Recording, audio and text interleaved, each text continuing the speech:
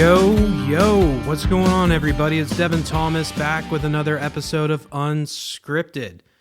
How's everybody doing? It's been a good week. As a matter of fact, it's been a great fucking week. I've gotten a ton of shit done.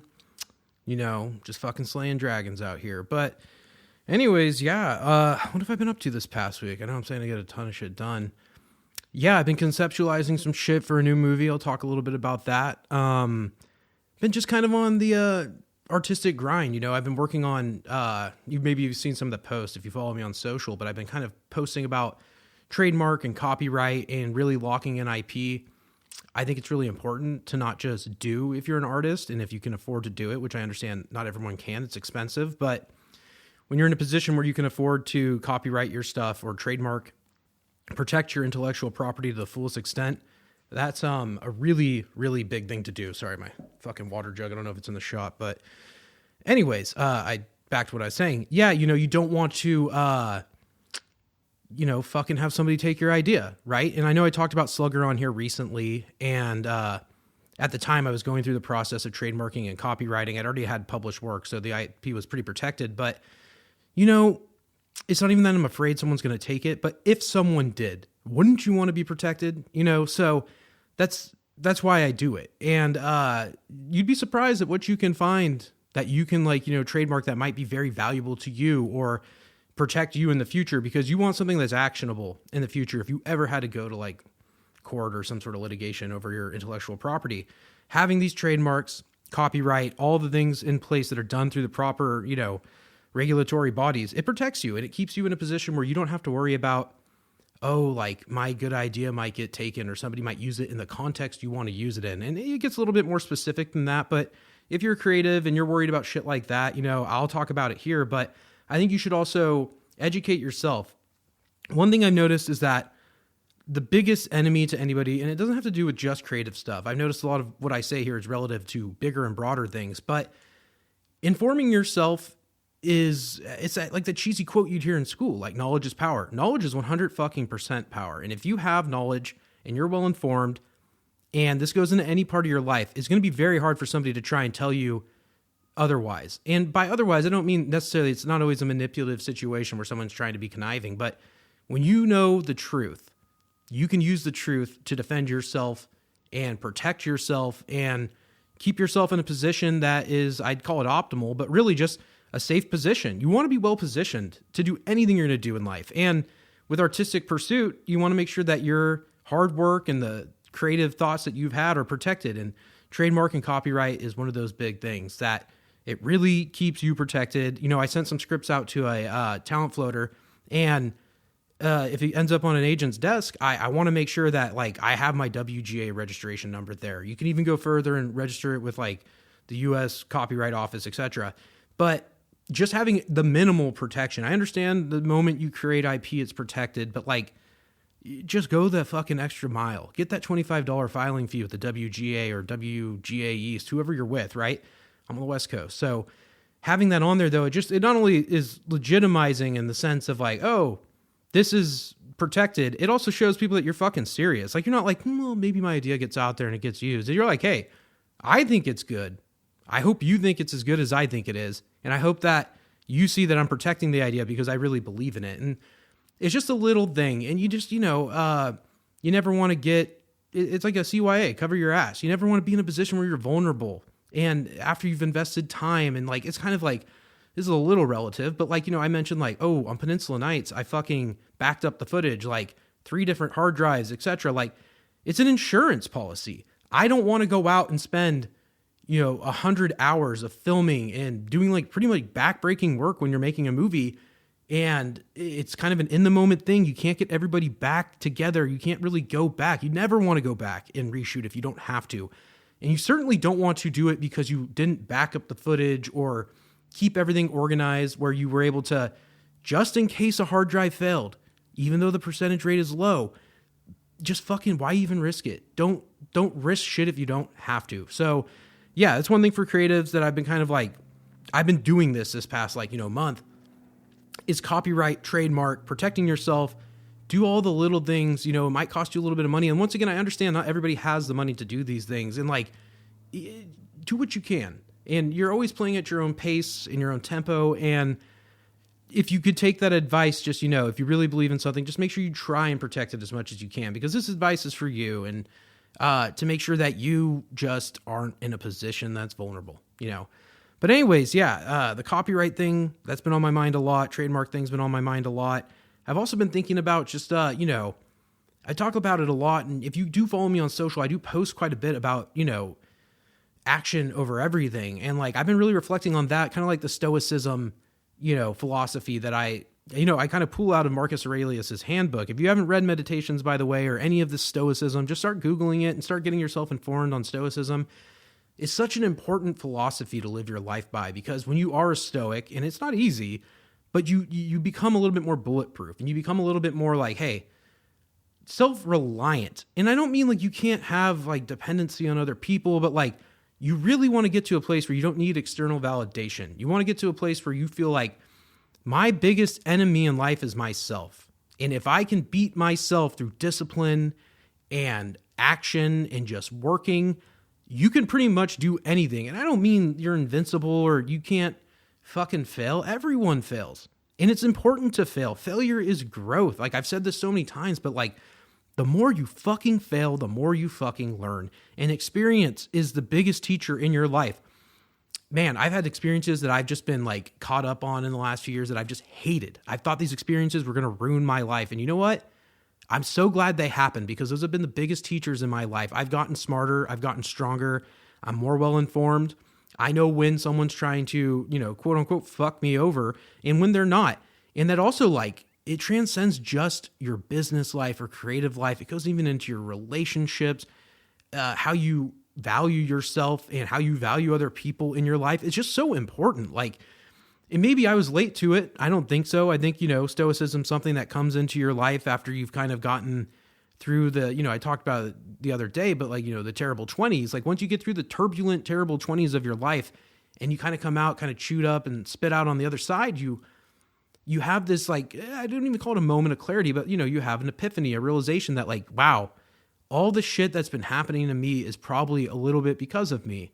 And you need a change. And change isn't easy. And some people won't like it when you change. And some people might be like, oh, I don't like how they're changing. And that's okay. That's when you start to, I've said this before, but there's people in my life I've outgrown or friends that I moved on from. And like, it's tough. And those are the growing pains. But sometimes those are the things you need to do. And like, you don't know who's holding you back or what's holding you back in your life or what might be the thing that you need to really distance yourself from. But it could be anything, by the way. It doesn't necessarily be people, but you need to just find out what works for you. And you need to get to a place where the biggest drama or obstacle in your life is yourself. You need to be battling yourself and being like, how can I be the best version of me? What makes me the best version of me? For some people, it might be cutting out, bad toxic friends or a toxic relationship. For some people, it might be alcohol or drugs or the party life, You don't know what it is. Everybody's got their own thing. Everybody's got some shit that is a block or a roadblock in their life. And like, when you realize what those roadblocks are and you start addressing the problem, which is usually yourself and needing to like, I need to become better, or I need to make better choices or decisions that are going to influence my future. It's just the superpower, because once you can do that and get the discipline to stick to a plan and not necessarily a plan, but just get your focus oriented on what you want to do. A lot of people go out and you got your friends and your social life, and that's all good and dandy. But sometimes you really got to lock in and buckle down and just like, and this is if you really want to build a future. Like, I get it. You can I mentioned this last week, but you can live a passive life and just let shit happen and go by and, get your paycheck, and it's cool. But if you're really motivated and you really want to do something special in life or something big, or I don't know, make that move that you've always wanted to make, lock in. The time is now. And I think that's really the point I'm getting to, is like, you can keep trying to figure it out along the way. And I think it's important that even if you don't know everything, like, you can get informed, go for it, but don't wait. Just go out and do it. I mentioned this as well on here, with Peninsula Nights. I had people tell me, you're going to wait 10 years to make this movie, man. You got to kind of pay your dues. And I'm like, you know what? Like, I've been thinking about making this movie for fucking 15 years. Another 10? Like, I'm not waiting for anyone to give me permission. I'm not waiting for anyone to tell me, like, it's okay for you to do it now. Because that's, once again, you're seeking external validation or even like external confirmation that, hey, you're good to go. When you know, you know. And I think Stevie and Christine could speak to this as well. But like when we knew it was time to make Peninsula Nights, and we knew we were ready to go. We went out, we made it. It was a challenge, but in the end, we had our first fucking indie movie, and we're all super proud of it. Everything changed after making that fucking movie. I changed. My mentality changed. I know theirs did as well. We talk about it. There's a head change after making the film that it's just strange. I'm on the other side of the curtain now. The veil has been lifted of what filmmaking is, of what, quote unquote celebrity is. All this shit that you think is on this, I guess, pillar or whatever you want to call it, pedestal.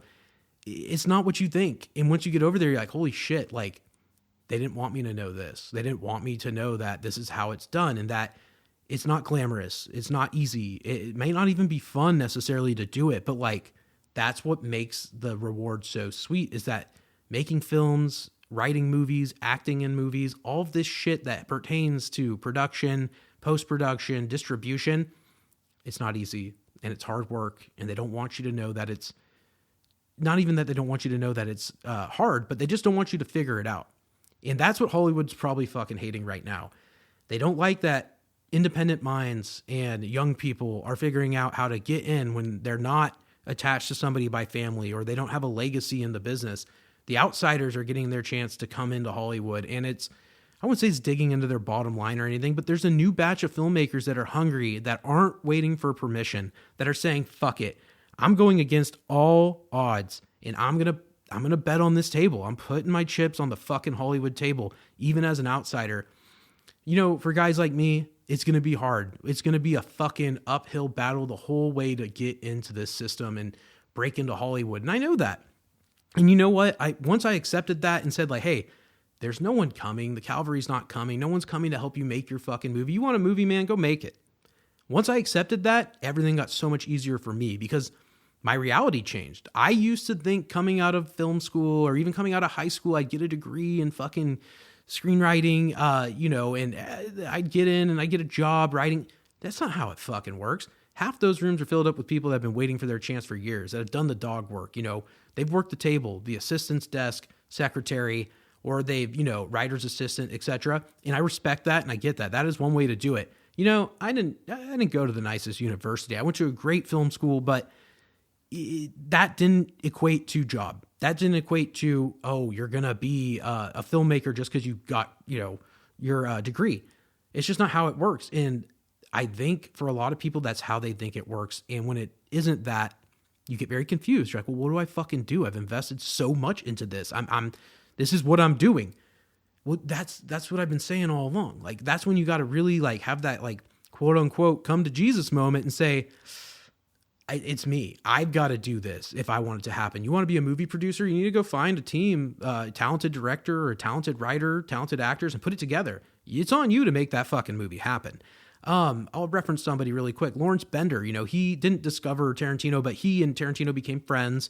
And to some extent, yeah, I would say he was part of the people that discovered Quentin Tarantino. But when Reservoir Dogs got made, Quentin Tarantino's first film, Lawrence Bender had read Quentin's work, and he got Reservoir Dogs and said, Quentin told him, he's like, I'm going to make this movie for $30,000. He had sold a script before. I think it was True Romance, or maybe Natural Born Killers, but he sold it. And he said, hey, I have $30,000 from this script I sold. I'm going to make this movie, whether or not I get more money.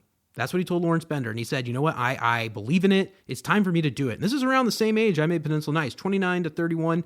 You get into that headspace where you're like, fuck, it's kind of a now or never. Like 30 is a big existential moment for people. And if you haven't turned 30 yet, you don't know. But when you turn 30, you'll know. But anyways, besides the point, Lawrence Bender ended up getting the script and he said, Quentin, let me send it around. And he sent it out to what's his name? Harvey Keitel. And Harvey Keitel read it and he said, you know what? I love this script. This is great. I want to be in it. You got a fucking movie star as your lead now. The rest of the money came. I think they ended up doing the movie for $1 million, 1.5. And the rest is fucking history. Quentin Tarantino has become Quentin fucking Tarantino. But my point is like, look at that. This guy, Lawrence Bender, took it in his own fucking hands. He found a talented writer-director. He had a bunch of old hands on that set. Even Quentin Tarantino said when he got into that set, he's like, I don't know. I've never done this. I hope they don't mutiny or mutinize against me, because he's the fucking captain of the pirate ship and there's a lot of money on the line. There's movie stars there. And if it goes wrong, it's very easy to, the finger gets pointed usually two ways. Oh, the actors fucked it up, or, oh, this guy fucked it up, the director. And of course, sometimes the writer, but usually it's the names or the faces you see on the fucking poster that are going to get the heat. My point more so, though, is that even this Lawrence Bender guy, he took the action, sure, right? But even Quentin Tarantino, while he was making this movie, kept saying that I think someone's going to come and tap me on the shoulder and say, like, hey, get the fuck out of here. You don't know what you're doing. And like, think about it. That guy's had a massive career. He's had multiple hit films. He's won a couple statues now. He doubted himself. Even when he went to go make that first movie, he doubted himself. He said, fuck, like, I don't even know if I should be here. Should I even be the guy doing this? And everyone gave him the benefit of the doubt. I remember this interview I watched. Lawrence Bender said, he's told Tarantino, don't worry. Like, no one's going to fire you. We trust you, dude. We want you to make this movie. You wrote the script. Like, just do it. And if you're creative out there thinking, like, when is my moment coming? Like I said, Lawrence Bender saw his opportunity and he made it happen. He manifested that shit. I think he had produced 1 or 2 movies before that. Nothing big. And then he got the opportunity to make this. And, like, look at the career they fucking had after that. They didn't ask for permission. Even before Tarantino got the additional financing, he told Bender, $30K, we can do it. And you know what? I think the $30,000 fucking version of Reservoir Dogs would have been just as fucking good, because he loves movies and he had the intention behind it to do what he wanted to do, which was to make a film. So that being said, I think that brings me to my next kind of like point. A lot of people are just living in fucking fear. You're living in fear of other people. You're living in fear of opinions, of just life being too crazy to handle, and you're overwhelmed. And like, I get it. When I say this shit, I'm not acting like I'm fucking so great. I'm saying I've been there. I've been to the depths where you're just like, I just don't think I could even get to where I want to go in life. I'm at such a position of like, I don't know, maybe it's stability or, family problems. It could be anything. You could get in a fucking car accident. You could fucking, trip over a fucking, broomstick at a restaurant and break your wrist, and like your whole life gets changed. Yeah, these are just, off the top examples. But look, I've let fear dictate a lot of how I make choices in life. Fear of money, fear of opportunity, fear of other people, fear of what people thought of me, fear of how I looked, how I talked, all the insecurities someone can experience. I get it. I've been there. And like, that sucks. That's a terrible place to be in. But if you can do the action and the work, that will bring you to the place where you're going to feel confident. You're going to feel like, I've done the work. I've put the time in. I've spent the hours. I have given action to move forward and make my dreams happen. And if you can do that, I promise you things will start to come together. I, for so long, resisted the call, maybe the call to action, or I didn't have the will to do it. You got to take care of yourself. I've been out of shape. I've gotten into better shape to make myself healthy, and it goes into everything. Like, you got to be well physically, mentally, spiritually, and you got to feel good about yourself. You got to be willing to feel a way that you're not afraid to put yourself out there or speak your truth. It's very easy for somebody to come on here and say, oh, Devin Thomas, he doesn't know what the fuck he's talking about. Yeah, sure. I'm sure, at some point someone's going to comment and it'll be fucking rude and blah, blah, blah, blah. Who gives a fuck? Because you know what? Like, I'm not doing it for the one guy leaving the one hate comment. I'm doing it because I want to speak my truth, because I've lived through a lot of this shit and I believe that other people could relate to it. And even recently, I was so afraid to like reach out to other people or do things that I thought were going to like be these intense moments. And you know what? Like, after you get through, like, I'll say this, when you're afraid to do something, you build it up in your head and you think it's going to be this big, scary moment. And then when you're finally faced with the problem or the thing that you thought was such a big deal, it's really not. You feel better after, because like knowing the truth or saying your truth, or just if it's curiosity, or, you want to just know, just ask, just do, just go forward with whatever that is, because you can't live in fear, and fear will hold you back. And it can shave years off your fucking, your life if you live in fear. And I don't mean like in a health way, like shave years off your life, but like it's an impediment to success. If you want to do what you want to do, try to just get into a place where you're not afraid, because fear of failure, fear of reconnection, fear of just reaching out, it can hurt. And you need to just fucking get through that and like not be afraid. I mentioned even last week how, there's sometimes a director who sits there in the chair and doesn't want to talk to anybody and they want to sit by the monitor. And it's like, you can do whatever you want. Like, I'm not telling you how to do the job, but people want to be talked to. People want to connect. They want to feel that you care and are invested in the moment with them. And like, you just got to be there for people. You can't be afraid. You can't be shy. You got to, you got to talk to people. And I think that goes even into like, what I was talking about, maybe a courage, fear, bravery, all these things, they correlate together, but like having fear, you're going to need to have courage and bravery to overcome that. And like, I think like courage and bravery by definition are doing those things that are hard, even when you are afraid. Right. And if you're living a scared life, and I used to be scared, I used to be afraid to make the movie. I used to think it's too much responsibility, or like, used to be afraid to share my writing. Like, oh, like, what if they don't like it? What if people don't, like, not to George McFly it, but yeah, like I used to some extent be like a little insecure about being like, oh, I don't want people to, hear this. And like, writing's personal, and it should be personal enough to where it embarrasses you to share it. Because if you're not doing that, then you're kind of just phoning it in my opinion. You got to, and there's maybe something that's a little bit more like high concept where it's like not so personal, but everything I write, there's me in it. There's personality in it. And there's moments from my life or even the people I'm around. They always say like, oh, don't be friends with a writer. It's dangerous. They might write about you. I mean, it is true. Like I do pull from my existence and like I'm inspired by whatever happens to me. But that being said, yeah, I think just like on a note, just don't be afraid. Don't be afraid to make that call. Don't be afraid to reach out even to a business or like say like an agency or whatever, because communication is where all opportunity is formed. If you're not communicating with people, you're not getting any opportunities. It is a game of contact. It doesn't have to be constant contact. You can slow play it. You can do whatever you want, but it's so important to stay in touch with people. And if you're not putting yourself out there or networking or meeting people, it's going to slow the chance of success down.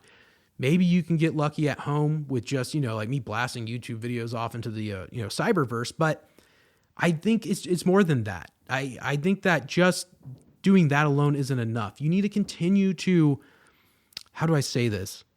Continue to grow your network, but also stay in touch with people. Don't be afraid of like, like I said, like I had a friend reach out to me last week about just going to a movie, and he's not somebody I see all the time, but like he texted me and like we talked, and I'm like, oh, that connection's now there. So if I wanted to, ask him for something or be like, hey, do you know about this or that? Like the opportunity to do that has now been presented. And that goes even with my friend, the floater at the talent agency, or, I have had buddies I've been trying to put together other films like Cork with, if I didn't follow up and meet people and go out, I wouldn't even have these connections. So I think it's just really important to just stay connected. If you meet somebody that you think you can work with, especially stay connected with them. Like, I have one friend, shout out Samantha Drews. She does a lot of real short content. And, she was in our movie for like, it was interesting. At Peninsula Night, she was in the movie as one of the characters' significant other, but she was only in photographs. But regardless, she came, we did the photo shoot, and the whole thing probably took 45 minutes, an hour, right? And then she came over, and we showed her a little bit of the movie, and we started talking, and like, our actual friendship developed quite well just through that one interaction. And like, I still like, hit her up every now and again on social media, or, just stay in touch, follow, like, see what she's up to. And it's pretty cool, that door is still open, that I made a connection, even though it was a one-time interaction in person, like, because we're so connected nowadays, I was able to stay connected with her. And if I really wanted to, use her in a film or reach out for something, like even in Los Angeles, I remember I was talking to her, we were going to film a movie earlier in the year. The fires pushed it back. She was going to help us find some locations, but that never manifested. But regardless, she was willing to help. And it's just like, don't be afraid to ask. Don't be afraid. If you have the connection, don't be afraid to ask for help. At the very worst, somebody can say no. And she was very generous on that note, but you just can't be afraid. You just got to keep going forward, and you got to say, fuck it. I want to make this happen. I need to go and network with other people that want to make it happen, and I need to create the opportunity. And it's just so important. If I could tell you guys to do anything else, and like, on that note too, I know a lot of young filmmakers that I've talked to that, they're doing smaller projects. They're working on shit, maybe even doing a lot of like the daily shit. Like, in film, a lot of people don't end up making a movie every day, which I understand. There's the working crew members, and those people are fucking awesome. But then there's the people that are like, you know, on the skirts of Hollywood, and they're doing the, you know, like work for hire. Like, I'm going to go out and shoot somebody's content, or I'm going to go and shoot a real estate video or whatever. And that's not easy to do when you're a creative, because it's not really what you want to do, in my opinion, but you do it because it is a building block to success. I used to do a ton of music video, which I think is very creative, but that wasn't what I really wanted to do. And I would shoot a music video anytime. I love shooting them. They're fun, and it's a narrative. And especially the way I do it, I do a very narrative music video where I usually get actors and then I cut between the artist and the actor. But besides the point, I see those other guys out there grinding, and I don't write them off. I think, you know what? When the time lines up and I can give an opportunity to somebody like that, I 100% will, because you know why? They're fucking serious. They want it bad. They're hungry, and I see the action, and real recognizes real, as they say. And I 100% do. And when I see the youth, if you want to call it that, out there really fucking, you know, hustling and trying to make it, they're doing what I was doing. They're putting in those fucking hours, those dog days of like, man, is this even like getting us closer to what we're doing? And it's like, every time you pick up that fucking camera, every time you get on the keyboard and you open up Final Draft and you start writing, anytime you think like, you know, I'm going to like get in the short film, maybe practice my acting, or get into, you know, fucking Final Cut, DaVinci, Premiere, and you're like, I'm going to edit this thing together. It's all relative. It's all improvement. It's all action. That's it. That's what you do. And if you feel like that's leading nowhere, it's not. It is a weird time, but you're building the blocks of success. You got to get this shit to where it's second nature. You got to be obsessed, and you got to love it. And this is for film specifically. You really got to love it. You really got to want to do it. And you've got to want to be that guy. You know, it's not easy, but like, it's a major investment of your time and your life. And like, that's why I kind of like urge you, if you're young and you still have time and you don't have kids, you're not married, or your relationship allows you to have the opportunity to do this, you're not bogged down with a ton of debt, maybe student loans, mortgages, etc. Just start doing it. Don't wait. Just go out and do it, because it's the only thing that's going to work is if you work. That's how this dream works. And that's just, you know, that's the drum I've been beating on here, but like I've been fired up, and I've been in that headspace for probably almost 3-4 years now, of like maybe even longer, honestly, probably like the past 5 years since COVID. Like I just had this, like, I was doing other shit before COVID. And when COVID came, I was just getting back like heavy into my screenwriting, because it's not even like I didn't do it. I'd still write shit every fucking, you know, like year at least, or like month, you know, I'd get an idea and I'd put it down on paper. But this realization I've had is like, you know, like during COVID, I really like had that epiphany where I was like, wow, like I really just want to get better, and I want to do it. And like, you just see the, you know, I call it the existential clock, but like, you know, the window was closing to where I was like, can I do this when I'm 40 without feeling like, not even feeling like, oh, like I'm too old to do it, but feeling like, why did I fucking waste so much time? Why'd I fuck around? And like, you know, I'm grateful for all that. I'm grateful for all the change, you know, just reflecting here right now, like just even talking about it. It's been a hell of a journey. You know, I always say like, oh, against all odds, we made this movie, but dude, I won't get into it now, but there's so much shit that's happened in my life that you guys don't know about, and how it's made me who I am. And most people would have fucking quit a long time ago. And I'm not trying to pat myself on the back or jerk myself off. I'm just saying, you fuck, wow. You know, so sometimes you got to have a little self-appreciation for what you've done. And I'm fucking super proud of myself. And if that sounds arrogant, I don't really care. I've done the work. I put in the action. I continue to do it. And like, dude, I have my good and bad days, you know. But yeah. I think if you really want to make it happen, you can make it happen. It's all on you. That being said, on the film front, I've been brewing on a new idea. I've been brewing on an idea that's kind of relative to this. How did I break into this? I love Mumblecore movies. I don't know if you guys are familiar with the Mumblecore movement, but you're going to be seeing, you know, names like Mark Duplass, Andrew Buljowski, Joe Swanberg, Greta Gerwig, probably leaving a lot of people out, but yeah, it was kind of like the all-star list, and they all have made a ton of movies, but their movies, the thing that got them started was their movies were very low budget. They're very of the time, shot on cameras of the time, equipment that hadn't been really available in the past and hadn't been used in the past. And I, you know, tapped into that Mumblecore movement long ago. I loved watching those movies, and there's something sincere about them. They're very timely. The Puffy Chair, to mention one. I know Hannah Takes the Stairs is a huge Mumblecore movie. It's not necessarily my favorite of Swanberg's work, but it kind of has all the godfathers of Mumblecore in it. And I've noticed lately that there's like kind of a Mumblecore revival going on where there's a lot of low budget films being made. And Peninsula Nights, I wouldn't quite call it a Mumblecore. There's definitely elements of, but it was shot in a way that I would say is like more cinematic. I shot it very traditionally, to be quite frank. And that wasn't unintentional. I love 2000s movies. I want to make kind of like a 2000s romance film. When I watch Peninsula Nights now, it seems almost as if this film was made at a time between old and new. And I almost feel like I make this reference as well when I talk about the time I grew up, but like the 90s, being born in the 90s, going into the 2000s, I had that residual of the 80s and 70s and 60s where life was different. You know, it was before the cell phone. You play outside in the fucking woods and use a stick and pretend it's a gun and fucking somebody would fall down. I don't think kids even do that shit anymore. But that parallel to like, you know, when the cell phone came out and social media, that Mumblecore really hit that time because those people were a little older than me, maybe 10 years ahead. And they were kind of living through the change as a young adult, whereas I was a young adult or even a child living through the change where technology wasn't like foreign to me, but I was a kid. I wasn't using it in the way an adult would use immediately as if they would have gotten it at like, say, 2004. I think it would have been 11. It'd be different, you know, if you were fucking 25 or whatever.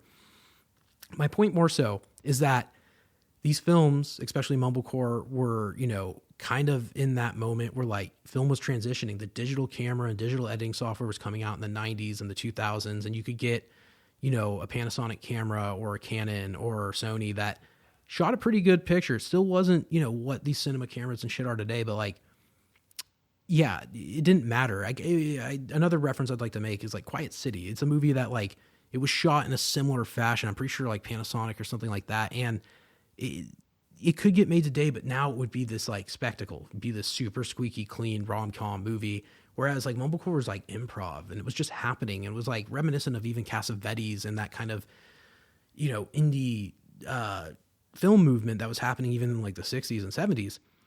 I guess back to the point though, is like these movies are all relative to what I'm saying because Mumblecore is kind of like always been something I've wanted to do, but like with a certain approach. And a lot of people think Mumblecore is a dirty word. They think like our movies were legitimate. It wasn't Mumblecore. And it's like, whether you don't really get to decide that as an artist. Yeah, I could say I want to make a Mumblecore movie, but will it be one? Fucking who knows? But it's besides the point. These other people though that were making these films, sometimes they often like criticize the word because they didn't want to be looped into this category. They wanted to be known for just making movies.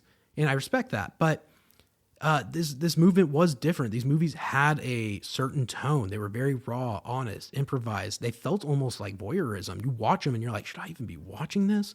They're often sexually explicit. They do things that a traditional movie wouldn't do. Maybe there's a little shock value in there, but I also think that it was of the time where if you were making something outside of the system, there was no fucking rules. No one's coming to tell you like, hey, like this is too much. This is too quirky or weird. And like, all of these guys I mentioned, by the way, have gone on to have really, really great careers. You know, Mark Duplass is like a superstar. Greta Gerwig just directed Barbie, and she's had other fucking super great movies. Lady Bird, I think she did Pretty Women, or is it Little Women? I don't know. But she's a rock star in her own right. You know, Swanberg went on to have deals with Netflix, like Easy and other fucking movies. I think Win It All. So, and a lot of the actors they worked with are not only stars today, but have become filmmakers themselves. So like, despite these guys doing it, and another thing I'd add to this is that they were doing it, they were doing what I'm saying. They're not taking no for an answer. They're saying, fuck it. We're going full force. We are going to make this happen.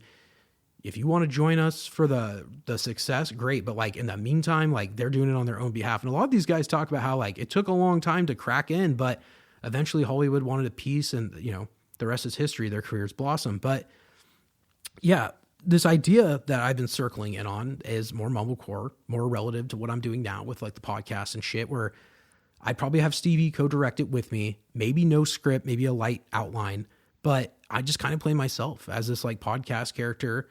And there's kind of like a, you know, underlying story within that, but it's something I know I can do right now. And this is not to say that Slugger is not still in development. Like Slugger is the long haul. I kind of mentioned that. Slugger's the project that the IP's locked in, the script's done. I'm ready to start pushing it and trying to get it made. If a studio wants to make it, or let's say Blumhouse or like James Wan's company, some horror company wants to get involved, that's what we're trying to do. We could make it independently, and we are still seeking that. We're going to be actively working on trying to find whoever wants to make this movie with us, as well as popularize the character of Slugger, because he is in my opinion, like I said, one of America's next greatest horror characters. But in the meantime, because I like to work, I'm a workaholic, I think this other movie might be, something unique that it'll be an interesting project. I'm also like not as pretentious. I was never pretentious, but like after making Peninsula Nights, there was a high. I felt a certain way, like, oh, I have an expectation now that I have to live up to an expectation rather, that people want to see this follow-up, this auteur film. And it's like, you know what, like, I can't really afford to worry that much about what other people think. And I think maybe it also goes into my stoic mentality, but yeah, like, quite frankly, I can't really care too much if, like, if I make this film, this Mumblecore-ish revival film, right? If it comes out okay, like, that's okay. If it doesn't come out exactly right or whatever, like, that's also up to the audience. Like, when you're making something, it's like, I think they say it in that movie, The Social Network, but like fashion, it's like fashion's never finished. Man, you could edit, you could keep popping different songs in, you could keep chopping it 100,000 fucking different ways. At some point, you gotta have a deadline. You gotta say it's done. It's not easy to do. We've talked about even going back on Peninsula Nights, Stevie and I, and cutting it up and trying this or that. And like, maybe we will, but like, I just honestly, like, spiritually, like, I put it to rest. Like right now it's, maybe we'll do the 10-year redux, but yeah, I'm not caught up on that anymore. I'm at a point too where it's like, you know what, however this movie gets made is how it gets made.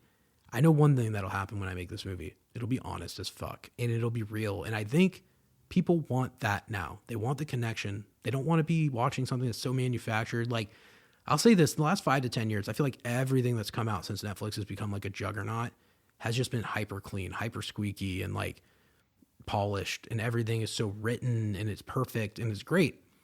But you know what? I think people want something just raw and organic and real. People want to get back to reality. As much as we live in this digital age where you are your fucking social media profile or your YouTube content and this and that, I think people want something tangible. They want something real that's, palpable. You can feel it in your fucking hands, and like, or at least when you watch it, it makes you feel connected to like humanity and like the current state of what we're living through, because we are living in a weird time and like people aren't living how they used to live.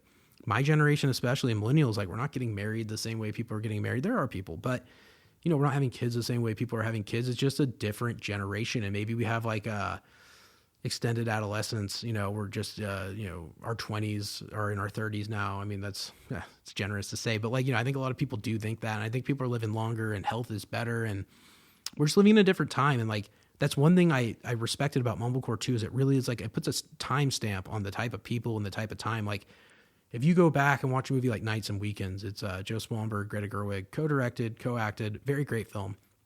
It really captures like the essence of what a relationship would have been like in like 2006 or 2007, whenever the movie came out.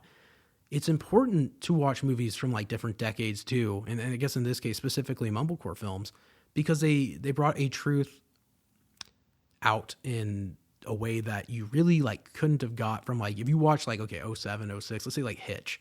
Hitch is a great movie, but it is a commercial film and it captures a very whimsical, happy, yes, there's some real moments in the film, but like, it's a script, it's written. When you watch two people who you think like, it feels so much like they're in a relationship and everything's happening in like master takes and kind of in the moment and it's all improv, you're not really cutting and it's just a two shot of two people.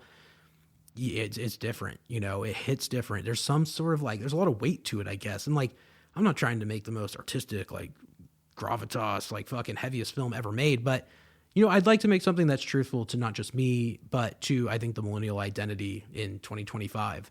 So yeah, like, and this movie, we don't have a title yet. We'll figure it all out, but like, that's just something, that's the update on like the creative front. Been working on that. I've also been working on like continuing with the Slugger IP. Just really, I have so many scripts written too. I have this movie, I mentioned it before, but it's called Christmas Lights. It's kind of just like a Christmas Mumblecore, but like, that's even something that, I don't call it my emergency script, but it's like the movie that I'm like, oh, like if the holidays rolled around, this is a movie we can make because production value is built in. You can set up the tree a month early and probably shoot for 30 to 60 days. Yeah, you can leave it up for an extra month if you really want to get 90 days. But I mean, hopefully we're not shooting a movie in fucking 90 days. That's a long time to shoot, but you get what I'm saying. I'm prepared for when the opportunity comes. And that's really what I've been doing with everything I've been doing. So just preparing, taking action, making sure that I'm in the best position possible for success when the time comes. I'm excited about being in this movie. I've never really led a movie, or I've acted in a movie, but yeah, so it'd be cool to actually lead something. And, you know, I think that's also something, like, I've kind of like said this before, but like, maybe I didn't see myself in that way or feel confident, but like even just doing the podcast and like putting myself out there and hearing myself talk, I'm like over the fear. You know what I mean? I'm over the fear of like, hey, you don't like me, or you don't think like whatever, you don't like the way I look. I quite frankly just don't give a fuck anymore. I'm at that point in life where it's like the old man who says something and everyone gets grumbly, and it's like, yeah, like I'm not the old man, but I'm just at a point where it's like, hey, you know what? Like, fuck what you think about me, man. Like, I'm not going to be seeing you after I fucking go home. I'm living with me, the person I'm looking in the fucking mirror. That's the person I care about. And there's other people in my life I obviously care about, love and respect, but you know, it's you versus you. And that's such an important thing to think about in life. I also think that's a great place to fucking end this pod. I know this one was a little longer, guys, but thanks for tuning in. Thanks for listening. My name's Devin Thomas. This is another episode of Unscripted. I'll talk to you guys soon.